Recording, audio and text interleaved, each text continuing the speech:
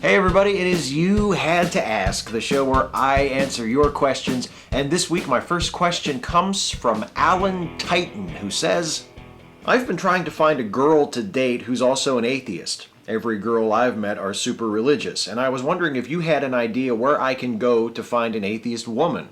The first thing you have to do, it seems to me, would be to make more atheist friends and acquaintances, to get yourself in situations where you're just hanging out with more atheists. You know, go to conventions or go to meetups, join atheist organizations where you are doing things that will naturally put you in contact with more atheists. And I would also strongly suggest that you not look on this as looking for a woman, you know, trying to find a woman. If you make friends and you make acquaintances and you shake enough hands and get seen by enough people and make a good impression on people and become a person that people hang out with at atheist things, and you know that the romance, the dating, hopefully will just kind of take care of itself. I think there's something very sort of old-fashioned and kind of patriarchal about the idea of, well, I need to find me a woman.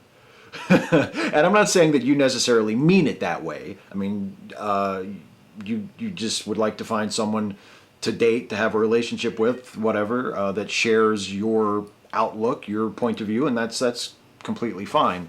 But I think the best way to do that is not necessarily to set yourself on, okay, I'm going to meet people and I'm going to find me an atheist woman, because then you're kind of forcing things. Rain Toya, question. I know you've had a lot of them, especially this past week on your 5 Stupid Things video, but how do you deal with the MRAs and their comments? Do you just ignore them? I'm going to be starting up my own vlogs on my channel, but I'm sort of timid when it comes to dealing with the vitriol spewed by these people. Thanks. Ignoring them is step one. I would also recommend that you not be bashful at all about blocking them. The problem with just ignoring them and advising other people to ignore them is that MRAs, anti-feminists, MGTOWs, really anybody, not just the anti-feminist manosphere types, really any type of troll, any type of hater who enters a comment section with an agenda to sort of derail the conversation or to distract and paralyze things, they're going to turn your comment section into a swamp. And actually, I feel bad for saying that, because swamps, in many respects, are actually quite lovely places. But they're going to turn your comment section into a cesspool. And if you want your comment sections to be free of these types of people, or relatively free, because you can never completely get rid of them, then you have to be willing not just to ignore them yourself and not just to refrain from engaging with them, but you have to remove them from the conversation entirely so that they won't bother other people. So my recommendation to you, and this is what I do on my channel. I never used to do this, but I do it a lot now, and I'm much, much happier with my comment sections and with my interaction with my viewers as a whole than I have ever been. Not just ignoring not just the MRAs, but trolls in general, haters. Don't just ignore them, block them, remove them, take them away so that they can't comment on your stuff anymore. That's the best way to deal with them, and I think that's actually the only way to deal with them. Captain Michael, question. In your experience, is there a difference between lifelong non-believers and ex-religious folk? Do they have different outlooks on things, or are they pretty much the same? Also, you're the reason I say religious folk or non-religious folk. I hope you're happy. I am happy, Captain Michael. Thank you. In general, broadly speaking, I think there are some differences, at least in people I know. I think the atheists I know who come from religious backgrounds tend to be a little more thoughtful and a little more compassionate when it comes to dealing with religious people, because they come from that background themselves. They're a bit more patient, maybe, not necessarily with religious arguments. Some of them can be real pit bulls when it comes to taking down religious arguments and opposing religious claims. But with religious people themselves, and with the conditioning and the biases and the sorts of things that are left over from a very staunchly religious upbringing that religious people can exhibit and at times struggle with. Ex-religious atheists can be a lot more understanding about that sort of thing, because many of them have passed through that themselves. They have struggled with those transitions. I think they also have a healthier respect for doubt and uncertainty. They know, having been in a place where they were certain that they had it all figured out, and then they realized that they were actually wrong about some pretty important stuff, that doubt and uncertainty is a very important part of the human experience, and that you can never truly know something for certain. You can feel certain about it. You can come to a reasonable conclusion that you're probably right, that in all likelihood this is right and contradictory things are wrong, but you can't be certain, and you have to be open to revising your thoughts and revising your opinions in the face of new evidence or better arguments. And in my experience, ex-religious people can have a better understanding of that and a better grasp of that. And I mean, look at how many ex-Christians or ex-Muslims or ex-religious folks in general are such great leaders in the atheist movement. So yeah, I think there's a great background and a great added perspective that comes from people who have come to atheism after having passed through a religious type of life. The Trout Kitty. Hey Steve, I know you're a big supporter of catching flies with honey, but there's a glaring issue with this. If a person engages with the topic with an innocent question, gets an informative answer, and yet still doubles down on his ignorance, at what point do they stop being flies? I think it's intellectually dishonest to jack off when really their mind is welded shut on the topic. The idea of privilege is a really simple one. Whether you have it or you don't, you understand the concept.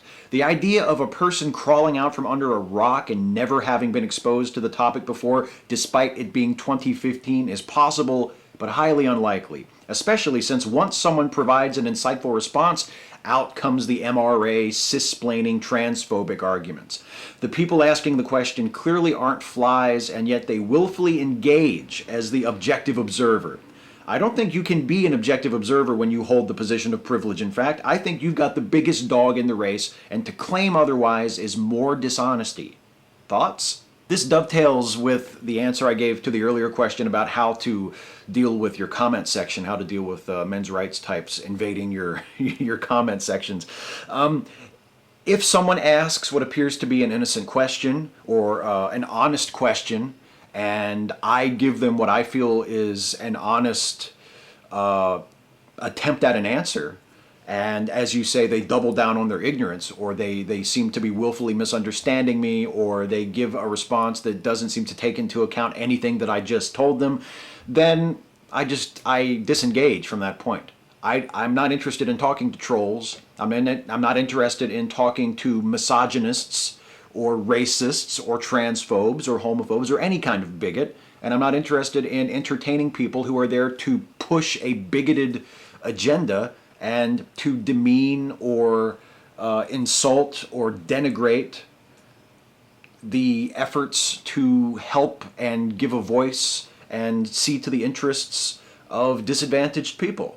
I'm just not interested in that. I'm interested in being an ally to disadvantaged people, not in entertaining the people who attempt to hold them down and who are terrified of the prospect that one day they might achieve equality. I hold people like that in contempt. I think they're a plague on the internet, and I think it's scary to think how many of them are moving among us in society. I think they hold us all back. They are an anchor to our society and to our species, and we will pull them along into the future against their will if we have to, as long as they remain obstinate, as long as they remain stubborn, and as long as they keep insisting that we need to just, stop worrying about all these problems with underprivileged people because the status quo is just fine with me. If I get the sense that I'm wasting my time talking to a person, I stop talking to them. I mean, there are too many people on the internet, there are too many people who watch my videos for me to be wasting time fucking around with someone who is really just there to fuck around and waste my time. Having a conversation with a person who disagrees with me, who is honest, who is seeking communication and seeking understanding, is a good thing, is a wonderful thing, is one of my favorite things about being on the internet, and I love when I get to do it. But people who pretend to want that and are actually just there to gaslight or to derail or to paralyze conversation or to attract attention to themselves can go fuck themselves. I have no interest in entertaining them, and I don't. Ahoyerno, to continue the trans question, here's mine. I want kids. Is that a valid reason to reject a trans woman as a monogamous life partner? Basically, that means a sexual relationship has to be poly or it is time limited. I want my own children with my own wife, if at all possible. Is that a valid wish to you? I hate to bring up kids because that's what the bigots do to limit LGBT rights, but I would never use this argument to defend discrimination in the law. I wouldn't object to a short relationship with a trans woman. In fact, I had one, but I could not marry a trans woman for this reason. Look, I'm not saying that if you are a cis person and you are dating someone who turns out to be trans, who you didn't know was trans going into the relationship, that you're then not allowed to ever break up with them. Or else it makes you a horrible person. That's not what I'm saying at all. That's not what I think. That's not what I feel. I don't automatically judge any person who has ever broken up with a trans person for any reason as being a bad person or anything like that. And I'm sure if you had a relationship with a trans woman and then you chose to end that relationship, I'm sure that doesn't, you clearly seem to be a person who worries about this and is sensitive to this and is trying to do the right thing. So I'm not saying that you're a horrible transphobic person.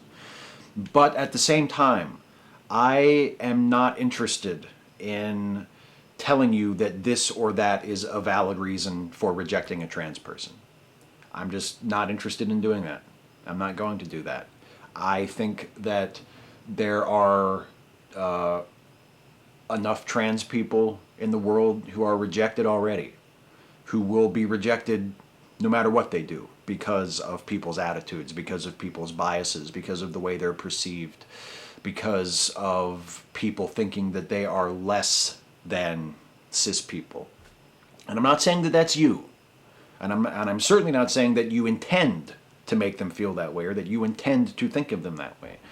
But I'm not interested in saying, yes, that's a valid reason for rejecting a trans person.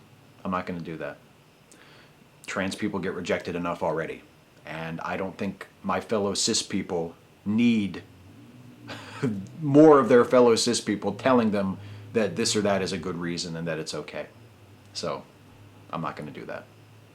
The Evil Atheists. Hey Steve, ZZZ Giant Awake and I have been debating about subjective and objective morality and whether it exists or not. I'm hoping you can give us your opinion. Thanks. This is a really shitty pseudo-philosophical answer that I'm going to give you, but I really think it depends on the context. It depends specifically on what you're talking about. I could say that from my perspective as an individual, that objective morality exists in a sense. Because I don't think I, all by myself, am making up the morality that I accept and that guides my actions. My morality comes from the world around me, from my fellow humans, from my culture, from my upbringing, probably a great deal from my biology, from my psychology, all things that I don't necessarily have a great deal of control over. So in that sense, I think that it is objective. It's objective relative to me. That doesn't mean I don't have anything to say about it. It doesn't mean I can't participate in the grappling with moral issues and the asking of moral questions. I don't believe morality should be something that we just, you look it up like something in a dictionary. What's the right thing to do? Okay, this is the right thing to do. I don't think that's how morality works. I think it's active, and I think it's something that we have to engage with. But from the perspective of an individual, I think you could say that it is objective. But I think ultimately, you would have to say that it's subjective. And I think that counts even if you are a religious believer and you believe that morality is determined in some way by God.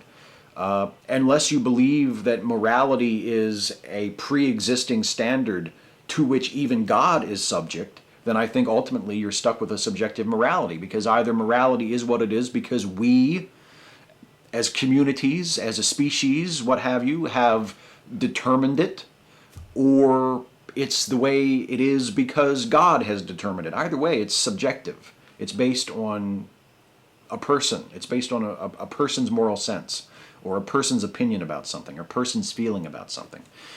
So ultimately, I think morality is subjective. I don't happen to believe that objective morality exists in the sense that moral laws are like laws of physics. I don't think that's how it works. I think morality is ultimately subjective. And I don't think you can get away from that even if you say that morality comes from God, as most religious folks do. Prancing Locust. Hi, Steve. I'm from Denmark, and I'm an atheist. I have a question for you. In my country, the state governs the church, and that may feel awkward and socialist for you in the States, but I think it's a good thing because the state makes religion so boring that nobody really wants to go to church. When religion is not privatized, there's no people trying to make money from it, and then it gets pretty harmless. What do you think of this, and do you want the U.S. to do the same? Keep up the good work. You are great. Well, thank you, Prancing Locust. I appreciate that. If it works for you guys in Denmark, that's great. I am not really super comfortable, and maybe as you say, maybe it's because it's never remotely been a part of our culture. I'm not really comfortable with the idea of the government sort of running religions or running churches or being too heavy-handed in policing churches. I am happy with a separation of church and state. I'm happy with a secular government that does not participate in religion in any way.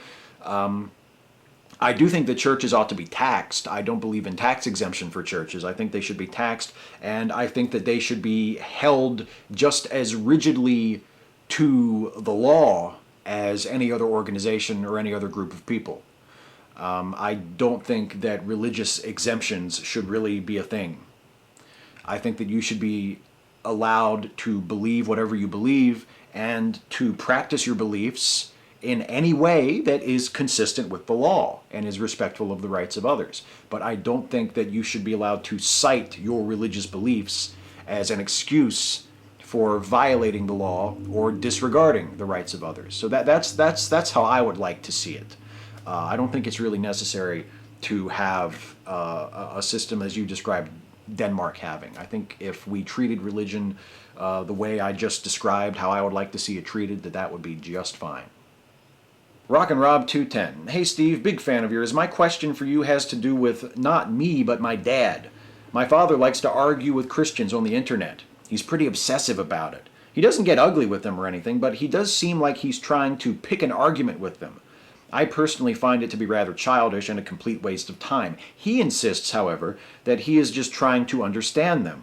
To me, it seems like taking candy from a baby. My question to you is, have you ever done anything like this? What are your thoughts on this? Should he give it a rest? Is he wasting his time? Thoughts? I don't think I've ever gone out of my way to start fights with religious people on the internet, but I have in the past been a lot more aggressive with sort of taking sides or inserting myself into arguments. If a friend or a family member would post something that I took issue with that was from a religious perspective, I might jump in and throw my 2 cents in, and things might get heated from there. But I don't really do that anymore. Maybe I've outgrown it. Maybe I just think it's a waste of time.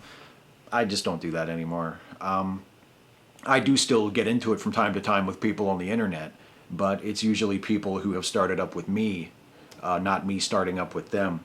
And if your dad really does want to just understand people, I think that's a wonderful thing. I think that's a very laudable goal. Maybe it's too self-flattering and conceited, but I kind of like to think of myself when I interact with religious people on a person-to-person level as wanting to do that, as seeking communication and seeking understanding rather than wanting to beat them over the head and choke them out and defeat them in an argument or whatever. And I think the best way to seek understanding is to not argue with them, but to simply talk to them. Ask them questions. Ask them, draw them out. Ask them why they believe what they believe. Ask them why their belief makes sense. Not so that you can then beat them over the head with it. Not so that you can lull them and force them to, reveal themselves, and then you can knock them out and give them, a heavy blow of atheism and skepticism or whatever. Just to talk to them.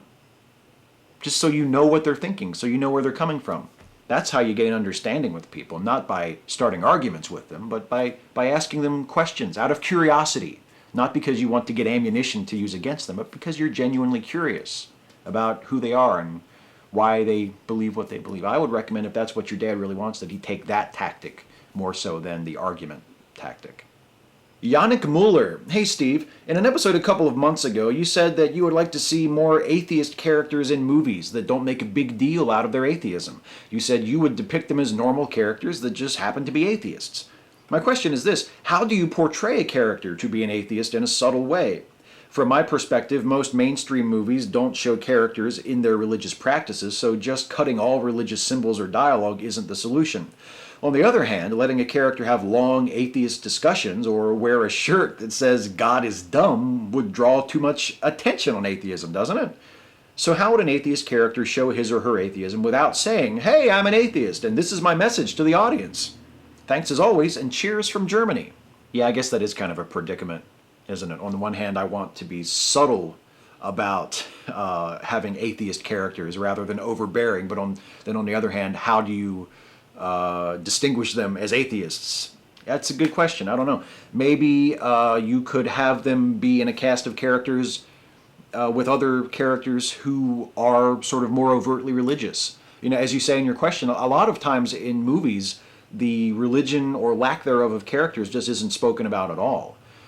People are not explicitly members of any particular faith or members of no faith. So maybe that would be a way of getting around it. You could have characters for whom their religious faith is a very important part of their character, and then you could have characters or a character or whatever who happens to lack religion or who is an avowed atheist, who is not merely just sort of apathetic toward religion, but is actually an avowed atheist. Maybe that would be a way to do it, to have a contrast between religious characters and a non-religious character. Maybe that's one way to do it. Maybe it could be mentioned just in passing. It doesn't have to be the defining trait of the character, but maybe something could come up where, you know, that character would express an opinion or have a book in his or her house or whatever, and another character would say, "Oh, I didn't know that about you." And, you know, the atheist character could say, "Oh yeah, I'm an atheist. Does that surprise you?" You know, something like that. And then they could just move on from there. It doesn't have to be the subject of the movie. It could just be a way of establishing that this character just so happens to be an atheist. Just an idea. I don't know. But it's a good question. You want to be subtle, but at the same time you want to make it clear that a given character is an atheist. If I had all the answers, I would be able to write better segues. The lightning round. Rapid fire questions. Glib and adequate answers. Der Wunderbar Bar. If you had the chance to have Gordon Ramsay cook a full dinner for you and Ashley, what kind of dish would you have him cook? You know what? If Gordon Ramsay wanted to cook us some food, I would leave it up to him. Who am I to tell the world-famous chef what I want him to cook me? I would say, Gordo, because I figured we'd have that kind of relationship. Gordo, surprise me. Bush Basher 85, lightning round question. Bernie Sanders as president with Toby Benson as vice president, or Stuffy as president with Trump as vice president? Vote. Oh, no disrespect to Bernie Sanders, of course, but I would vote for Stuffy as president with Trump as vice president, because as a stuffed animal, Stuffy is pretty well unkillable, so we wouldn't have to worry about Trump, assassinating his way into the office. And plus, look, Trump is going to fuck up sooner or later, and we'll have an excuse for removing him from office as VP, and then we could get somebody else in there. So Stuffy for president all the way. Pragmatic cynicism. Pick as many as you'd like. You know what, man? I'm going to do all of them. That'll show you.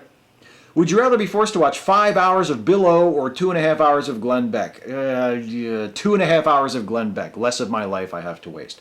Do you still hate motorcycles? Yes. Have you seen the response video Sargon of Akkad did for your wage gap video? Why does he hate you so much?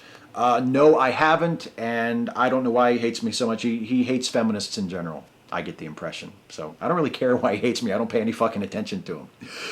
Who is your least favorite YouTuber? It's like a 5-way tie right now, and they're all atheists.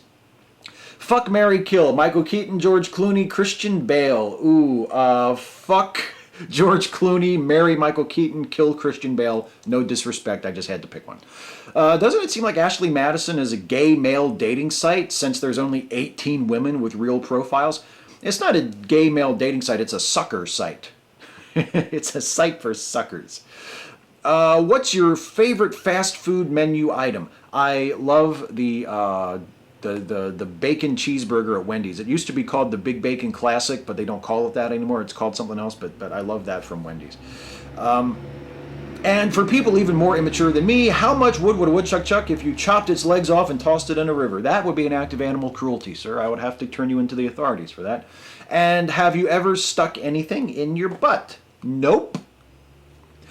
Patrick Dodds, Steve, are you a fan of the cartoon Rick and Morty? And if not, what the hell is wrong with you? Yes, I am a fan of Rick and Morty. I had watched an episode or two a little while ago, and then just about a month ago, I was visiting my friend Stephanie Gatormson, and we binge watched a whole bunch of Rick and Morty on Hulu, and I became a huge fan of it that night. So yes, big Rick and Morty fan. Andrew Hawkins, do you listen to Tom Waits? If so, what's your favorite album?